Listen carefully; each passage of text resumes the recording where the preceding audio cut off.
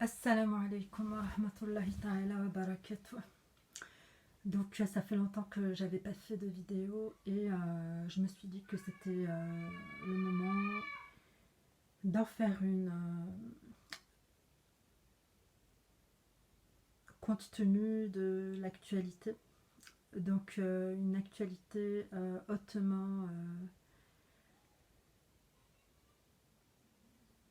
raciste envers les musulmans. Une actualité assez révoltante, angoissante, mais pas seulement compte tenu de ce qui se passe en France, mais surtout par rapport à ce qui se passe à l'international. Parce que quand on imagine ce que vivent nos frères et sœurs Rohingyas et ce que vivent nos frères et sœurs Ouïghours, on se demande vraiment si on pourrait vivre des choses pareilles, si on pourrait survivre à des choses pareilles, et si on pourrait s'en sortir et continuer à croire au genre humain après avoir vécu des atrocités pareilles. Et il faut dire les choses comme elles sont, c'est catastrophique. C'est catastrophique. C'est catastrophique et je pense que les élus, que les représentants, que les politiques sont les premiers à ressentir à quel point c'est catastrophique. Et c'est ce qui explique à quel point ils dénient la réalité en inventant des pseudo-solutions qui consisteraient à s'en prendre aux musulmans et encore aux musulmans. Donc tout le monde ressent que c'est catastrophique. Je pense vraiment que tout le monde ressent que le monde va mal et que tout le monde est en fuite vers quelque chose qui leur permettrait de se sentir en sécurité. Aussi bien les plus pauvres et les plus faibles de la population que les plus riches et les plus puissants qui ne sont jamais satisfaits malgré tout l'argent qu'ils amassent et malgré toutes les richesses qui sont les leurs. Et je pense que vraiment c'est important de relativiser un maximum. De relativiser un maximum. Subhanallah. Parce qu'on est tous des humains. Et que quiconque est juste l'est pour lui-même et quiconque est injuste l'est au final envers lui-même. Et en fait, je voulais en revenir à la situation, pas des musulmans, mais du musulman dans la société qui est la nôtre. Pour dire qu'en fait, je pense que malgré tout le zèle dont on peut faire preuve, que malgré toute la verve dont on peut faire preuve,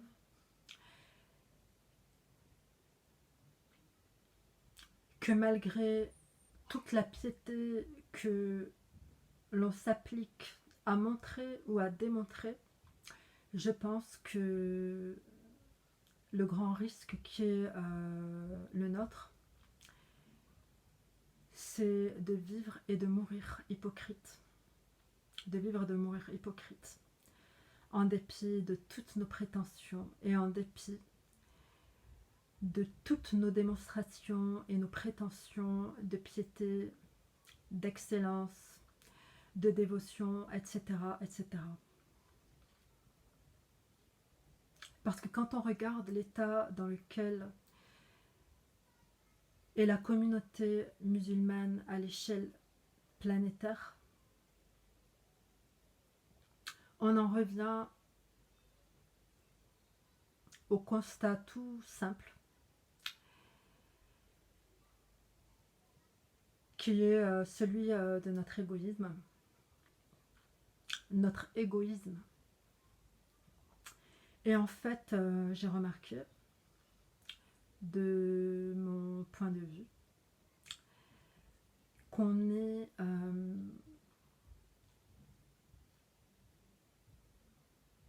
j'ai remarqué de mon point de vue que la grande tendance, c'est de se servir de l'islam, d'une part pour se protéger du châtiment du feu, qui attend ceux qui ont mécru quand ils seront morts.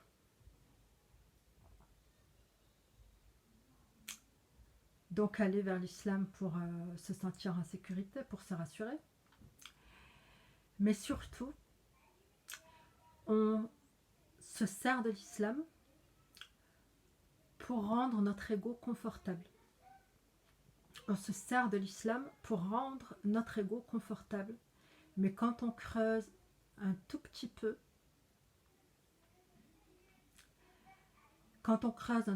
le vernis, on se rend compte qu'au fond de nous, on évite de se rappeler sincèrement de la mort, de notre mort, de notre destruction, qui est pourtant très très proche.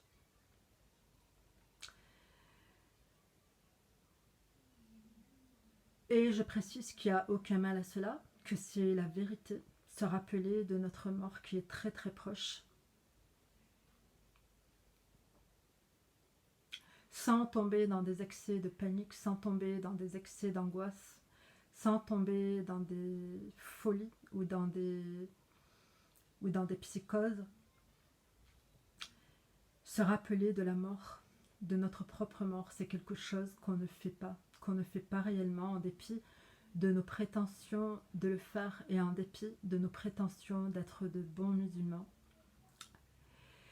Parce que si on se rappelait vraiment et sincèrement de la mort, on se réfugierait moins dans notre ego qui à son tour se sert de l'islam pour être confortable. Et ça, c'est une nuance qui est importante. Notre ego, il se sert de l'islam pour être confortable dans la dunya, pour avoir une apparence de bonne personne qui est promise au paradis, qui observe la piété, etc., etc. Mais en réalité, quand on creuse un peu la croûte, à l'intérieur, on voit que les gens, que nous les pseudo-musulmans de l'an 2000, on évite la mort en permanence, alors que c'est par la mort que s'avère la réelle piété, c'est par le rappel de la mort que s'avère la réelle piété. Allah subhanahu wa ta'ala dit dans la Surat al-Mulk: béni soit celui dans la main de qui est la royauté, il est omnipotent, celui qui a créé la mort et la vie, afin de savoir qui de vous est le meilleur en œuvre. Comment est-ce qu'on peut véritablement servir l'islam et pas l'impasse dans laquelle se trouvent les musulmans à l'échelle planétaire, subhanallah.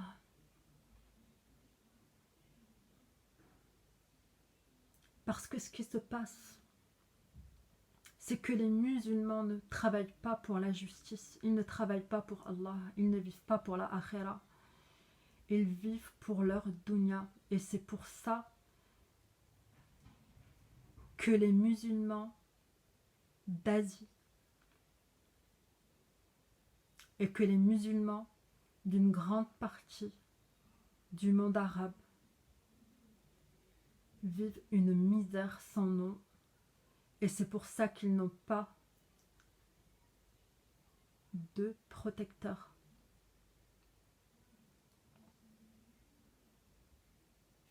La nuance, elle est simple à saisir, subhanallah.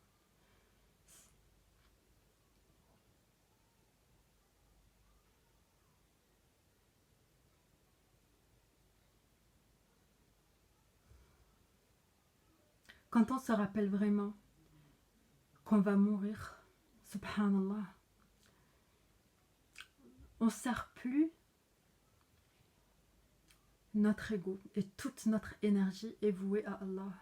Et c'est là qu'on en arrive petit à petit à un résultat communautaire efficace.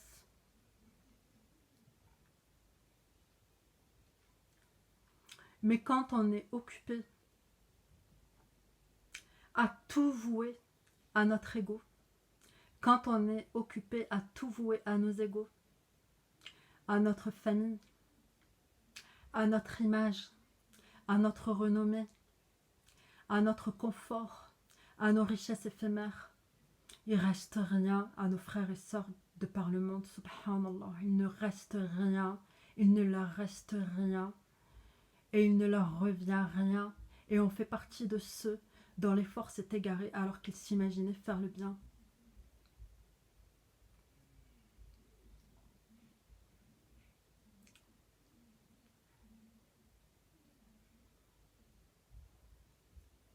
Wallahi al-azim, le rappel de la mort fait partie. Il fait partie de notre foi. Et le rappel de la mort, c'est lui qui nous permet de véritablement nous prosterner. C'est lui qui nous permet de véritablement savoir le poids de nos mots quand on parle d'Allah subhanahu wa ta'ala, le poids de nos mots quand on récite le Coran. Subhanallah, le rappel de la mort. Parce que la mort, c'est terrible, c'est terrible. C'est terrible d'être dans la destruction. C'est terrible de traverser la destruction. C'est terrible. Et pourtant, Allah subhanahu wa ta'ala, il nous promet cela. Il nous promet de nous détruire. Il nous promet de nous éteindre. Il nous promet de nous désintégrer. Parce que l'ego est ingrat. Allah subhanahu wa ta'ala, il nous fait la promesse. Il nous programme à nous désintégrer.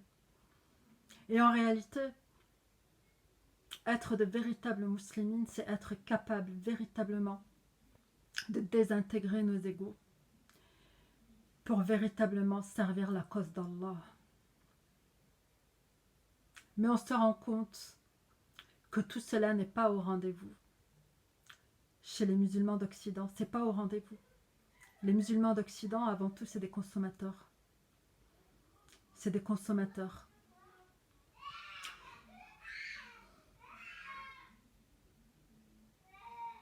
Le jeu des réseaux sociaux ne leur déplaît pas.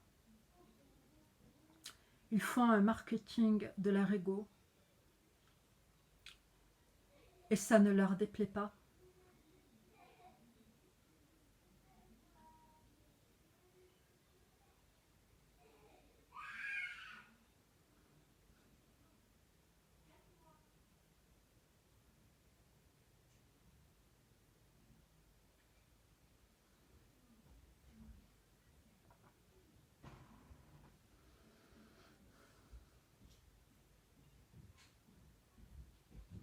Subhanallah.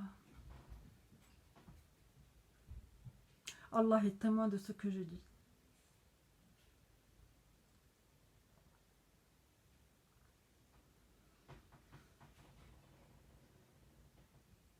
Le rappel de la mort, il a déserté les cœurs, il a déserté les poitrines, il a déserté les esprits, il a déserté les foyers, il a déserté les familles, il a déserté les couples. Au point qu'aujourd'hui, un mari et sa femme musulmans se contentent du fait de vivre dans le halal, c'est-à-dire de ne pas forniquer, en oubliant à quel point ils vont être éprouvés à travers leurs biens et leur personne. Et ils vont faire du shirk avec leurs biens, ils vont idéaliser leurs biens, ils vont idéaliser leur richesse, ils vont idéaliser leurs avoirs, leurs acquis éphémères, ils vont idéaliser leur maison, ils vont idéaliser leur compte en banque, ils vont idéaliser leurs enfants, ils vont idéaliser l'idée de leur famille, ils vont idéaliser la réussite de leurs enfants, ils vont idéaliser leur vie en Occident, ils vont idéaliser, ils vont shirkiser.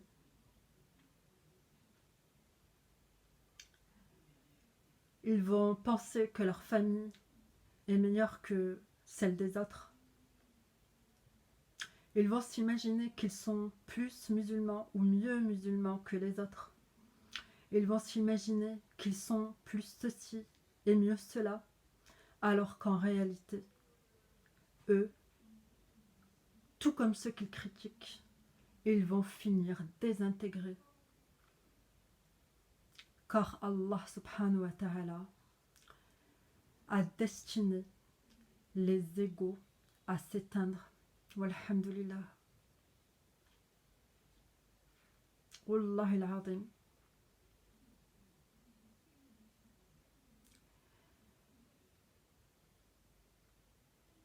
La plupart des musulmans de notre époque sont des hypocrites. Wallahi al-azim. Et wallahi al-azim, on est tous sur le fil étroit du risque de tomber dans l'hypocrisie.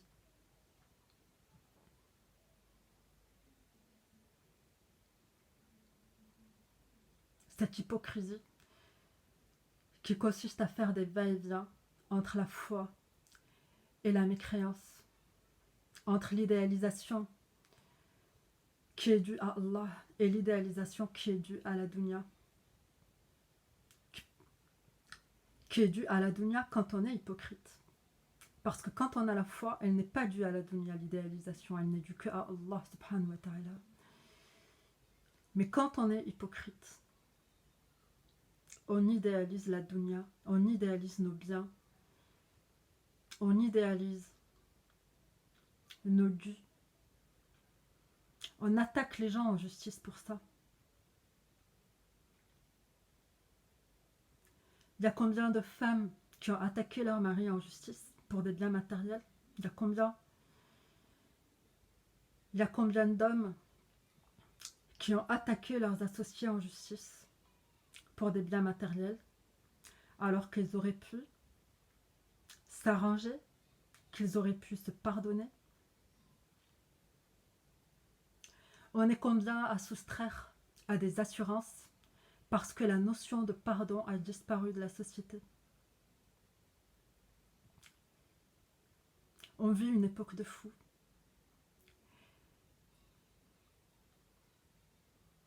Et le pire dans tout ça, c'est que ce n'est pas l'époque qui est problématique,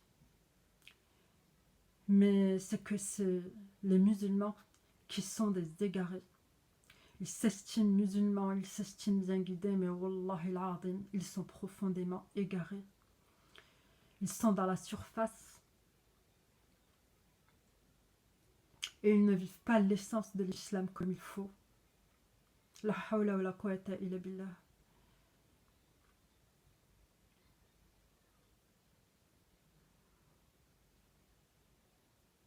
En disant mon message, je demande à Allah subhanahu wa ta'ala de me compter parmi les bien guidés et de ne pas me compter parmi les hypocrites.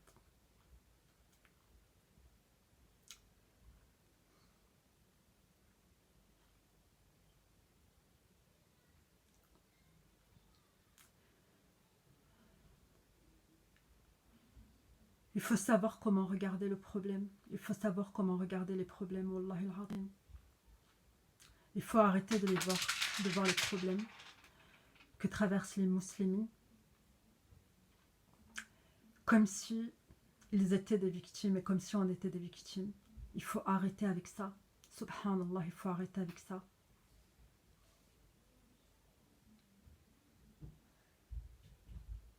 Allah subhanahu wa ta'ala a dit dans le Coran qu'il a créé la mort et la vie afin de savoir qui de nous est le meilleur en œuvre.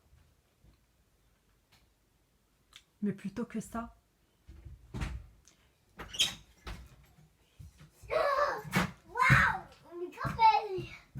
là, maman. mais plutôt que ça,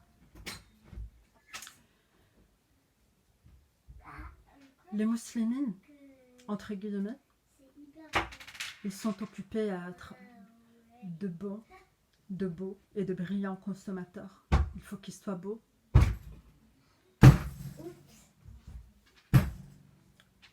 Il faut qu'ils soient beaux. Il faut qu'ils soient appréciables. Il faut qu'ils paraissent pieux. Il faut qu'ils se mettent à l'abri du qu'en dira-t-on, etc., etc., etc., etc. Et la liste est longue. Alors qu'en réalité, il suffirait que ces gens-là se rappellent sincèrement qu'ils vont mourir, que le visage dont ils sont fiers va se dégrader petit à petit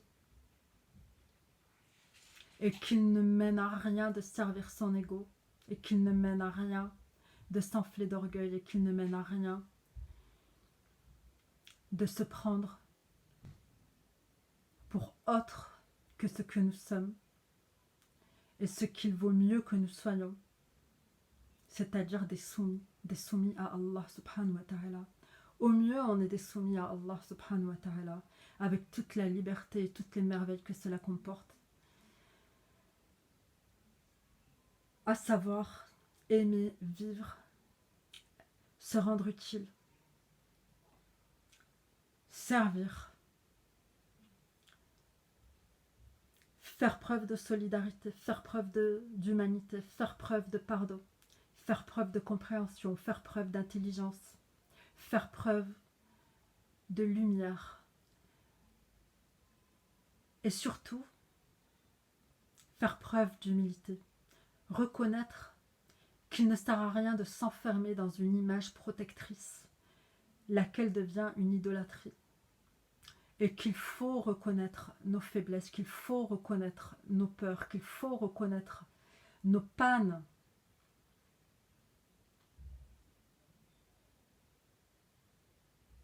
Et nos imperfections.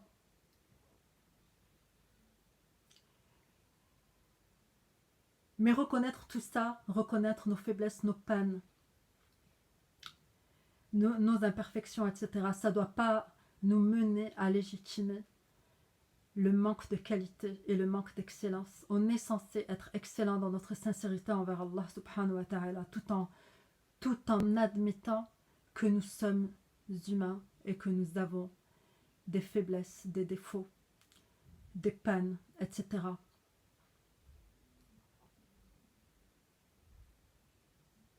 On n'a pas besoin d'une école pour être un bon musulman. On n'a pas besoin d'une école pour être un musulman qui réussit ici-bas et dans l'au-delà. Il suffit d'être sincère à l'école de la vie.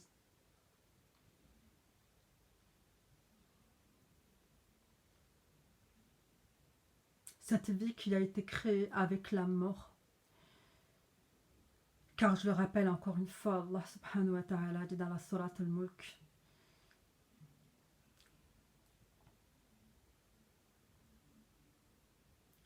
celui qui a créé la mort et la vie afin de vous éprouver et de savoir qui de vous est le meilleur en œuvre.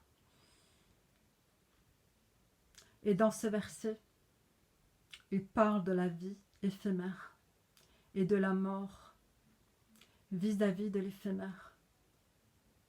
Et on ne doit pas oublier qu'Allah subhanahu wa ta'ala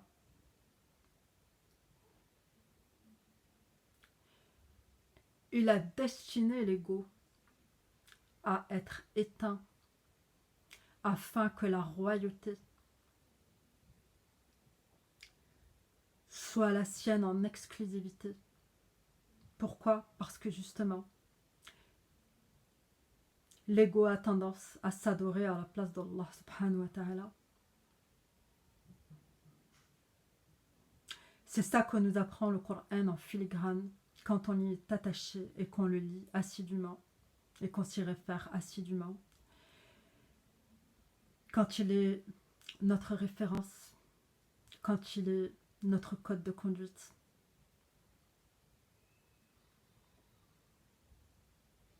Celui qui a créé la mort et la vie afin de savoir qui de vous est le meilleur en œuvre. D'ailleurs, Allah subhanahu wa ta'ala nous dit aussi dans la sourate 15 de ne pas regarder, de ne surtout pas regarder avec envie ceux des personnes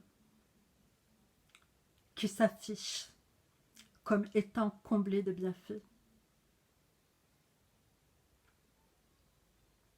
Tout cela est éphémère. Tout cela est éphémère. Tout cela va disparaître. Allah subhanahu wa ta'ala accorde ses biens à qui il veut sans compter. Et les biens que beaucoup d'entre nous affichent en réalité, je pense qu'ils servent plus à leur faire oublier tout ce qui est caché et dont ils ne se servent pas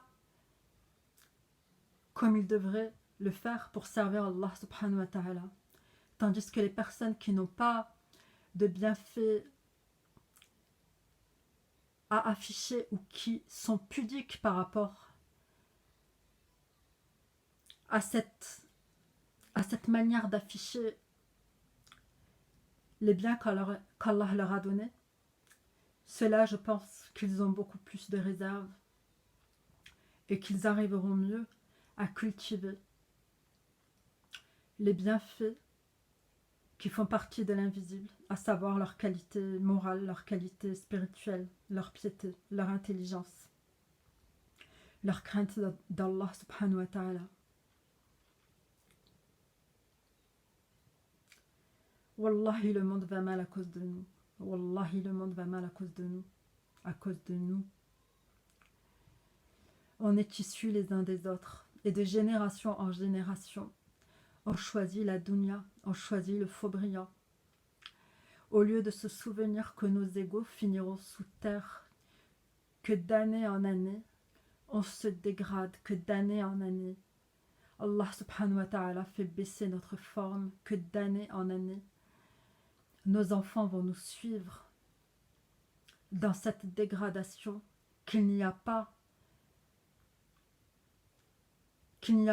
d'espoir éternel à placer dans la vie éphémère, mais que tout est à construire vers la akhira à travers cette vie, en étant excellent dans cette vie, en ne s'adorant pas soi-même dans cette vie, en faisant preuve de piété dans cette vie, en étant endurant dans cette vie, en étant équitable dans cette vie, en étant juste dans cette vie.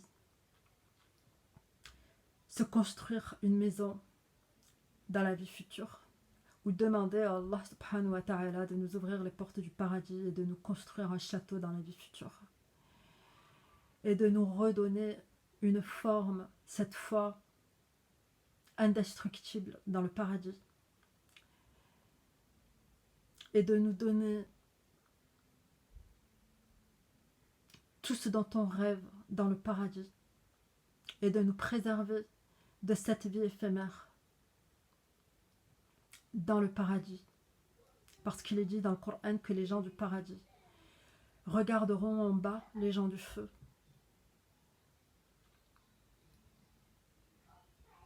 Subhanallah. Les gens du paradis pourront observer les gens du feu. Et ils se rappelleront de plein de choses. Ils se rappelleront de plein de choses. Dans un souvenir diffus. Tout en étant dans une satisfaction béate. Subhanallah, subhanallah. Wallahi al-azim. La plupart d'entre nous s'adorent eux-mêmes. Ils s'en rendent même pas compte. La plupart d'entre nous ne croient pas assez en Allah, à tel point qu'ils sont étonnés de réussir et qu'ils basculent d'un coup dans l'orgueil. Ils basculent d'un coup dans l'orgueil parce qu'ils ne connaissent pas Allah. Dès qu'ils réussissent un peu, dès qu'ils brillent un petit peu, Dès que leur plan fonctionne un petit peu, ça y est, bam, ils basculent dans l'orgueil. Subhanallah. Ils basculent dans l'infatuation. Et l'infatuation et l'orgueil, ça rend aveugle, ça rend sourd. Ça coupe complètement du rappel de la mort, a'udhu billah. Ça coupe complètement du rappel d'Allah. Ça coupe complètement du rappel qu'on est profondément ignorant.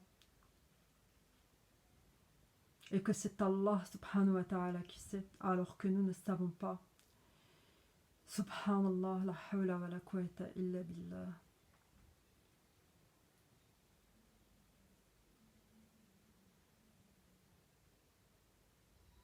Wallahi al-azim, la plupart des musulmans d'entre nous sont des hypocrites. Et je m'inclus dedans. Et qu'Allah me préserve de cette hypocrisie.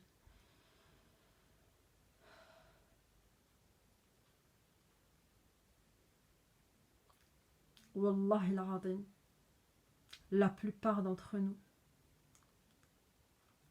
oscillent entre une prétendue foi et une hypocrisie manifeste.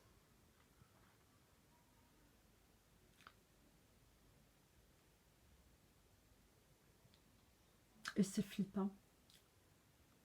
Et c'est flippant.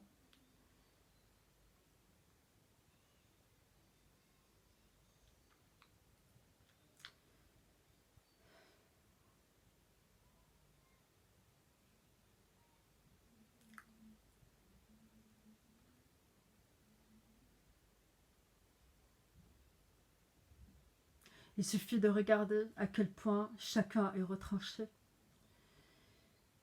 dans ses avis, dans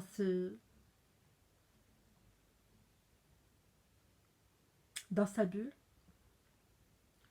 Il suffit de voir à quel point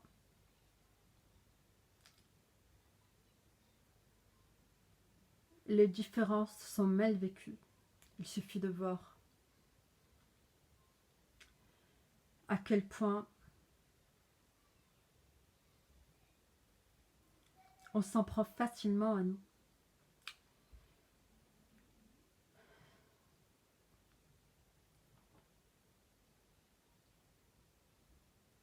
Bien évidemment, et je tiens à le rappeler avant de clôturer cette vidéo, dans le Coran, Allah subhanahu wa ta'ala parle de l'hypocrisie comme étant un fait qui peut passer par le cœur de chacun d'entre nous. Et l'hypocrisie, c'est quelque chose que l'on peut combattre par l'amour d'Allah subhanahu wa ta'ala, par le rappel d'Allah subhanahu wa ta'ala qui a créé la mort et la vie afin de savoir qui de nous est le meilleur en œuvre. On va tous mourir, on va tous finir sur terre, on va tous finir dégradés, on va tous avoir une forme qui baisse, on va tous finir sur terre. Alors qu'est-ce qu'on préfère, qu'est-ce qu'on choisit? Et pourquoi est-ce qu'on va se battre? Est-ce qu'on va se battre pour de la justice, pour de l'équité, pour une égalité qui fera que le plus noble et le plus pieux? Ou bien est-ce qu'on va vivre dans des retranchements avec des prétentions qui se répètent, et des évitations et des évitements qui se répètent sans cesse, tout en prétendant être musulmane, alors qu'en réalité, on est dans l'évitement incessant, parce que la véritable vie, on ne la vit pas vraiment. Allah subhanahu wa ta'ala nous dit dans le Coran, de lui répondre quand il nous appelle à la véritable vie. Mais cela ne signifie pas qu'on va délaisser ou dénigrer la vie éphémère pour foncer vers la vie future. C'est pas comme ça que ça marche. Ce que cela signifie, c'est de soumettre véritablement notre ego, notre narcissisme et notre orgueil potentiel. Parce que je tiens à préciser que l'orgueil est délicieux. L'orgueil est délicieux. Le narcissisme, c'est délicieux. S'adorer soi-même, c'est délicieux. Et ça, il faut insister là-dessus.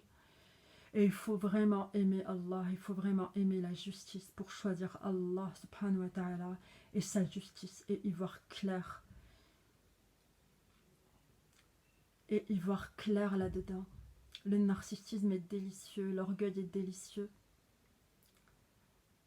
Mais seuls les pieux choisissent la soumission à Allah et seuls les pieux détruisent par eux-mêmes l'idole de leur ego. Cet idéal subtil qui est là, qui flotte dans le conscient ou l'inconscient, mais qui fait que on va se servir soi, on va servir l'idée de soi, on va servir l'idéal de soi, l'idéal de sa famille, etc., etc., au lieu de servir Allah et la cause d'Allah, subhanahu wa ta'ala.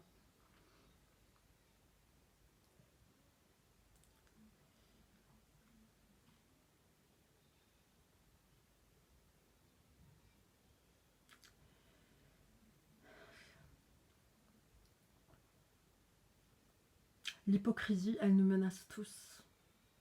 C'est une tentation. L'hypocrisie, c'est un va-et-vient entre la foi et la mécréance. L'hypocrisie, c'est une hésitation. C'est une hésitation entre la justice et le batil. L'hypocrisie, c'est un manquement envers le haqq. Et Allah subhanahu wa ta'ala nous a tout exposé clairement dans le Coran. À nous de s'en munir